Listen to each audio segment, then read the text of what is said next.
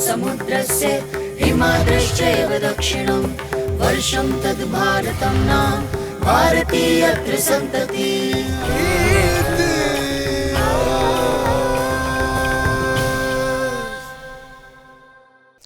नमस्ते। आज का एपिसोड में सबका स्वागत। ये पूरा इतिहास सीरीज जो है ये एक तरह से तीर्थ यात्रा है।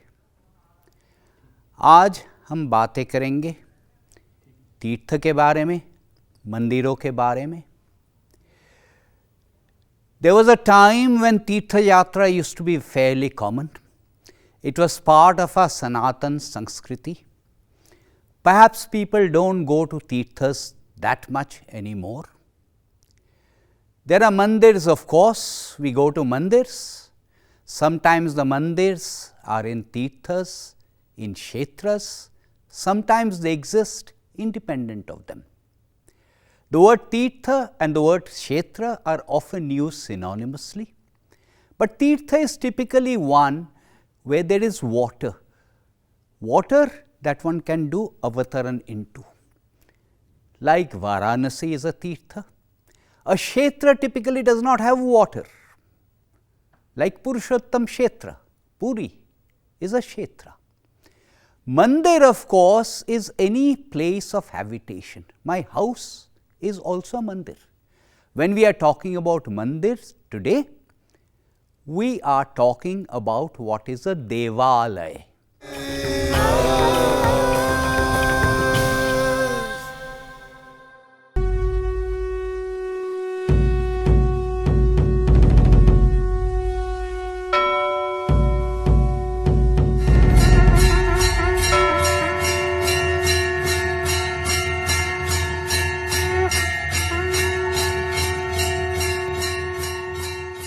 मंदिर ये एक ऐसा शब्द है जिसे सुनते ही मन श्रद्धा और भक्ति भाव से भर जाता है।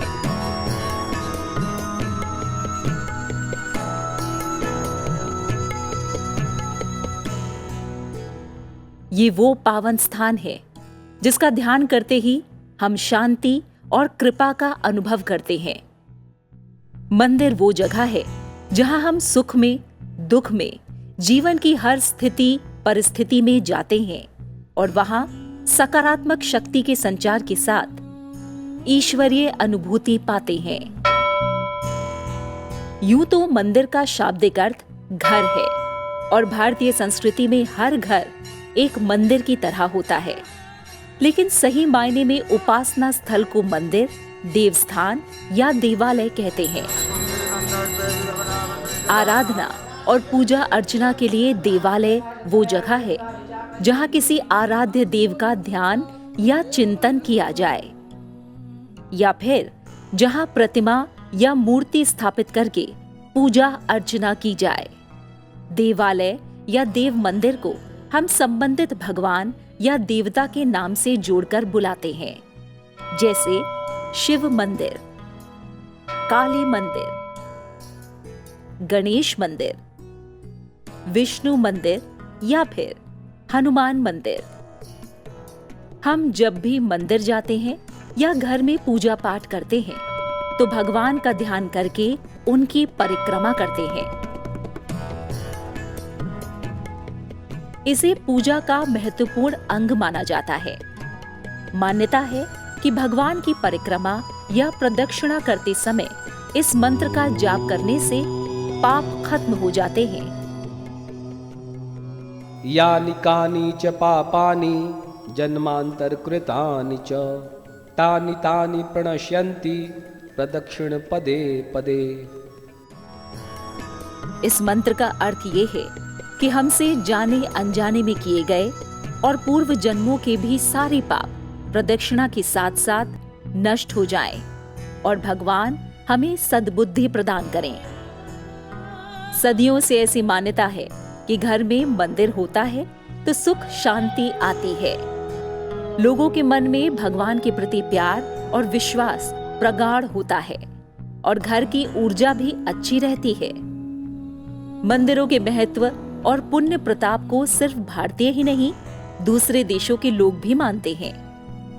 दुनिया की कई दिग्गज हस्तियों का मानना है कि मंदिर में प्रार्थना के बाद से उनकी किस्मत बदली और उन्होंने अपने काम और कंपनी में नए कीर्तिमान स्थापित किए।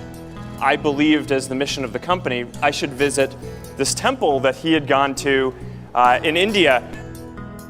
भारतीय जनमानस में मंदिरों का महत्व सिर्फ एक देवस्थान या पूजा पाठ के केंद्र के रूप में नहीं रहा, बल्कि मंदिरों में ज्ञान विज्ञान, ज्योतिष, खगोल और आयुर्वेद की शिक्षा भी दी जाती रही है। लोगों के जीवन में आस्था के केंद्र मंदिर का बहुत महत्व रहा है और हमारे अनेक मंदिरों और आश्रमों को शिक्षा के उन्नत केंद्र के रूप में ख्याति मिली है। भारत के ऋषि मुनि, आचार्य और वैज्ञानिकों के ज्ञान के आधार मंदिर ही थे। इस तरह भारतीय संस्कृति और सभ्यता में जन जागरण के केंद्र रहे हमारे मंदिरों का योगदान और महत्व अतुलनीय है।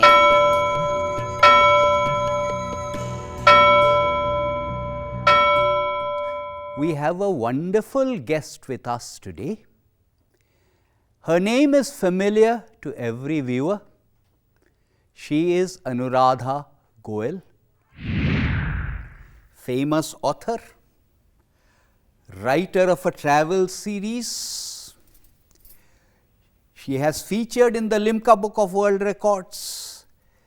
She is the author of numerous books, writes a travelogue. Anuradha ji, स्वागत। Amongst the people I know, you are probably the one who has travelled to the most number of temples. Certainly have been to all the major temples. What are the different types of temples we have?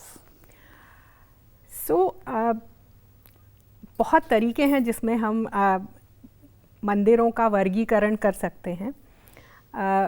अधिकतर लोग उन्हें कालखंड से देखते हैं कि किस कालखंड में बने थे, किस वास्तु शैली से बने थे, आर्किटेक्चरल स्टाइल्स या किस पीरियड से बने थे, किस राजवंश ने बनाए थे, किस राजा ने बनाए थे, उन वर्गों पर करते हैं।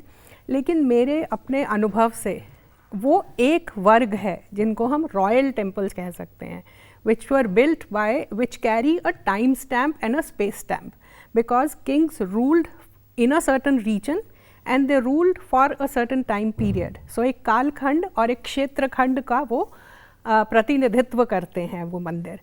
लेकिन वो बहुत ही एक अच्छा सोर्स है हमारे लिए हिस्ट्री जानने का, क्योंकि वो एक डॉक्यूमेंटेशन है in terms of what is sculpted on them, how it is sculpted, on what material it is sculpted and how it was used.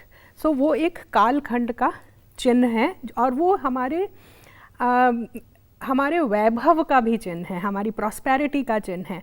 तो जितने राजा जो बहुत वैभवशाली रहे हैं उनके मंदिर उतने ही विशाल, उतने ही ग्रैंड हैं, और जो जिन राजाओं का कालखंड उतना समृद्ध नहीं रहा है उनके मंदिरों में वो कहीं ना कहीं झलकता है।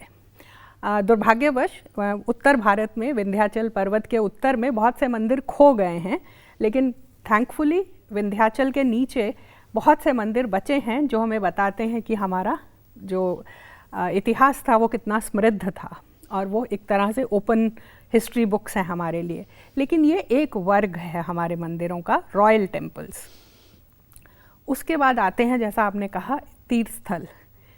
तीर्थ स्थल जो हैं वो पूरे भारत में फैले हैं, और जब मैं भारत कहती हूँ तो जो हमारे पुराण कहते हैं कि हिमालय के दक्षिण में और सागर के उत्तर में जो पूरा क्षेत्र है भारत, उसमें ये फैले हुए हैं।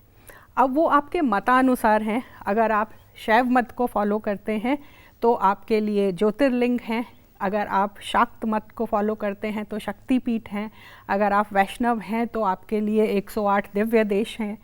तो ये हर मत के अकॉर्डिंग हैं। गणपत्य हैं तो आपके पास अष्टविनायक हैं, ऐसे ही अलग अलग। सूर्य वंश हमारा मोर और लेस खो गया है, क्योंकि कोई भी सूर्य मंदिर जो है वो, जो विशाल सूर्य मंदिर हैं वो प्रैक्टिस में नहीं है। कुछ मंदिरों के कुछ अवशेष अंश हैं हमारे पास, लेकिन वो नहीं है। हालांकि वो चारों डायरेक्शंस में मिलते हैं, कोणार्क, मोढेरा, कश्मीर नीचे तक। तो ये एक कैटेगरी है तीर्थ स्थलों की। फिर आते हैं हमारे कुल देवता, जो कि हमारे पर्सनल डेटीज़ हैं, हमारी फैमिलीज़ के, हम जिस लीनिएज से आते हैं उस लीनिएज के। तो ये कोई हमारे इष्ट देव भी हो सकते हैं जो हम परंपरा से अपने कुल में जिनकी पूजा करते हैं, या फिर ये हमारे कोई इलस्ट्रियस एंसेस्टर, कोई हमारे बहुत विशिष्ट पूर्वज जिन्होंने कुछ ऐसा कार्य किया जिसकी वजह से कुल की परंपरा अभी भी चल रही है। ये उन दोनों में से कोई भी हो सकते हैं। आज बहुत से लोग अपने कुल देवता के बारे में नहीं जानते, बहुत से लोग। तो एक बहुत सिंपल सा तरीका है कि आपके यहाँ जो विवाह के बाद या कोई भी संस्कार के बाद, मुंडन संस्कार के लिए आप जहाँ टिपिकली जाते हैं, वो आपके कुल देवता को या अपने पूर्वज देवताओं को आप पूजते हैं। बहुत थंब रूल जैसा एक ये है। तो ये एक है। फिर हमारे ऋषि मुनि जहाँ तपस्या करते थे, हमारे तपोवन होते थे जो, जहाँ उनकी आश्रम स्थलियाँ हैं, उन्होंने एक समय के बाद मंदिरों का रूप ले लिया है। तो जो ऋषि हैं वो चले गए, उनकी लीनिएज भी कहीं चली गई, लेकिन उनके स्थान पर मंदिर आ गए और वो कहीं बहुत जगह रेप्लिकेट भी हो गए हैं। जैसे वाल्मीकि आश्रम, वाल्मीकि आश्रम आपको बहुत जगह मिलता है भारत में। बिठूर में मिलता है, गंगा किनारे यूपी में, आपको अमृतसर में मिलता है, वहाँ पर दक्षिण भारत में मिलते हैं, केरल में एक जगह पे वाल्मीकि आश्रम का वर्णन आता है। तो ये आश्रम बहुत सारे, कण्व आश्रम हैं उत्तराखंड में जहाँ पर कालिदास की शकुंतला की कथा मिलती है, तो वो कण्व ऋषि का आश्रम आज भी आप वहाँ देख सकते हैं, बहुत छोटे से फॉर्म में, लेकिन तो ये ऋषियों के एक आश्रम हैं।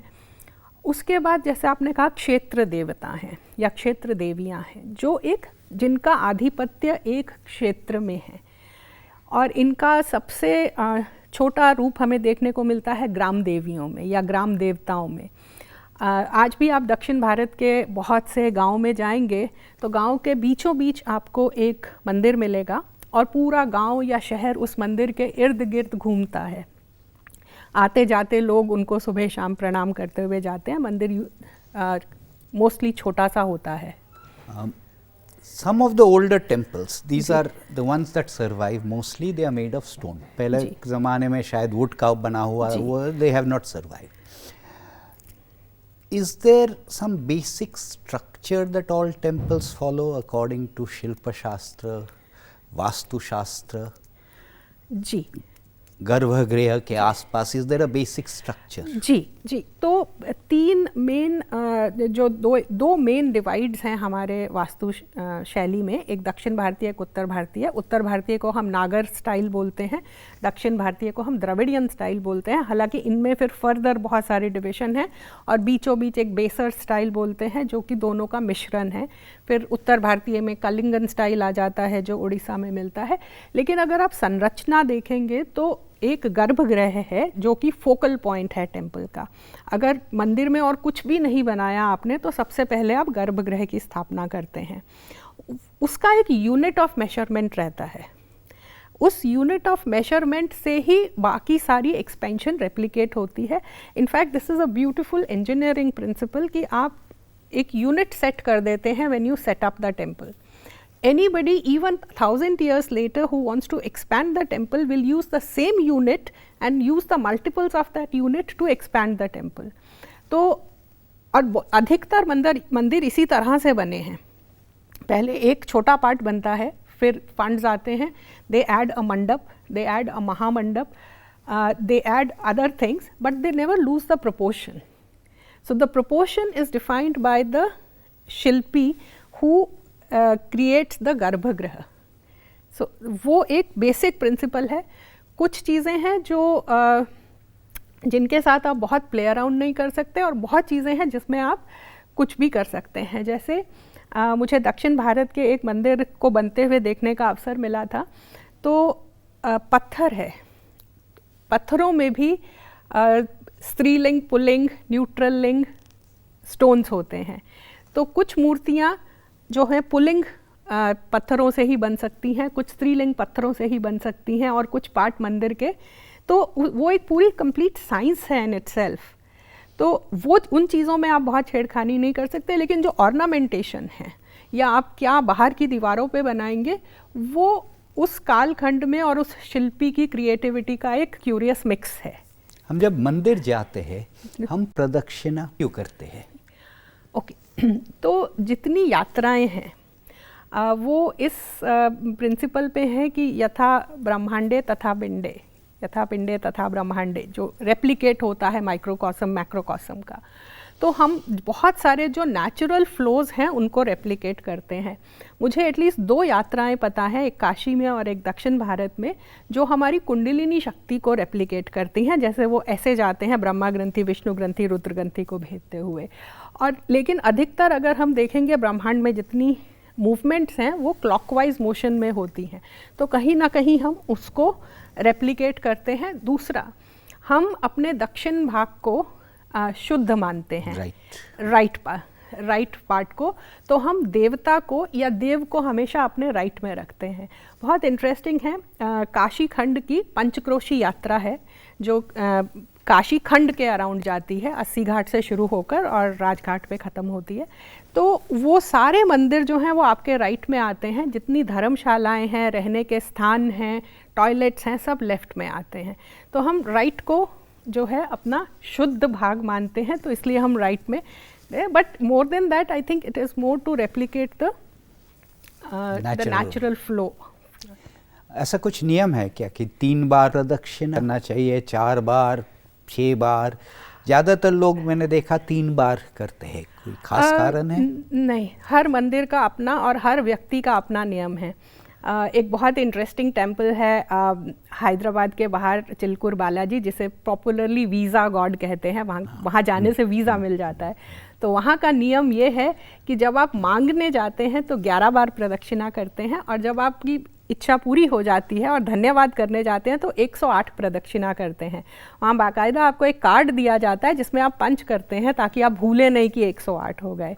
Do you want to quickly mention the parikramas that many of these tirthas, kshetras are associated with? Okay, so most of the larger tirth kshetras have some kind of a yatra associated with them. For example, Kashi has the famous Panchkroshi Yatra. It actually has 5 yatras which are like concentric circles going starting from Ganga, going around and coming back to Ganga in 5 concentric circles, and these paths are full of temples of some kind or tirthas. You know, there may be different kunds, so there you may be covering Dwadashadityas, you might be covering all the Ashtadurgas or Navdurgas, you may be covering all the 5 Vishram sthals that come on the path. So like this, Ayodhya has 3 of these. Then there are parikramas that go around mountains, where the mountain itself becomes the temple. We of course know about Kailash Mansarovar, but in the south you have Arunachaleshwar parikrama that you do. In Gujarat there is the Girnar Parvat parikrama that you do, and I'm sure there are many other smaller parikramas that we are not aware of or we've not yet done. So every kshetra has this. Then you have parikramas going around the rivers. Narmada Parikrama is very, very famous. Kumbh Yatras, they are periodic, you know, in sync with the movement of Jupiter in the sky. So if you think of it, गुरु आकाश में चलता है और हम गुरु के साथ पृथ्वी पर parallelly, you're recreating that movement on earth parallelly. Similarly, दक्षिण में भी सब नदियों पे ऐसे ही होते हैं, उन्हें पुष्करालु कहा जाता है। और पुष्करम या पुष्करालु में सिमिलरली जैसे यहाँ नॉर्थ में कुंभ होता है, ऐसे ही वहाँ पे ये यात्राएं होती हैं। फिर क्षेत्र यात्राएं हैं, जैसे पंढरपुर की यात्रा होती है, साल में एक बार आषाढ़ मास में होती है। तो ऐसी क्षेत्रीय यात्राएं हैं बहुत सारी, छोटी छोटी, जब छोटी बड़ी हर तरह की। तो यात्रा तो अपने आप में एक कोश है। Viewers may not know, but I had the good fortune to edit a book with Anuradha ji. It is on Devi. It's called Navaratri. We have a kalash here, and many temples have a kalash at the top. There is the shikhar or the vimana, depending on which part of the country we are talking about, at the top, but there is sometimes also a kalash. Why a kalash? It's there on the temple, it's on the cover of our book also. What is special about a Kalash? So, Kalash is one of the 8 Ashtamangal signs we have. It's the sign of prosperity, it's the sign of overflowing prosperity. It is the sign which is also representative of Garbha, the womb. So, it represents creation and especially देवी को बहुत बार कलश से प्रतिबिंबित किया जाता है, because देवी जो हैं वो क्रिएशन का साइन है. I mean the Maya, the manifestation that happens in the universe is the शक्ति, एंड दैट्स व्हाई शक्ति is always represented through this. And very old ancient temples, sometimes they do not have a murti in the garbhagriha, they have a kalash. हमारे पूजा पद्धति में कलश का महात्म्य क्या है, थोड़ा सा देख लेते हैं. वैज्ञानिक ज्ञान को प्रतीकों में बांधकर धार्मिक आस्था में ओतप्रोत कर देना सनातन धर्म की विशेषता है. सभी धार्मिक कार्यों में कलश का बड़ा महत्व है और सबसे पहले कलश की स्थापना की जाती है. कलश को सुख, समृद्धि, वैभव और मंगलकारी शक्तियों का प्रतीक माना गया है और उसे सभी देव शक्तियों, तीर्थों का संयुक्त प्रतीक मानकर स्थापित किया जाता है. कलश को ये गौरव उसकी धारणा करने की क्षमता, पात्रता से मिला है. इसलिए कहा गया है,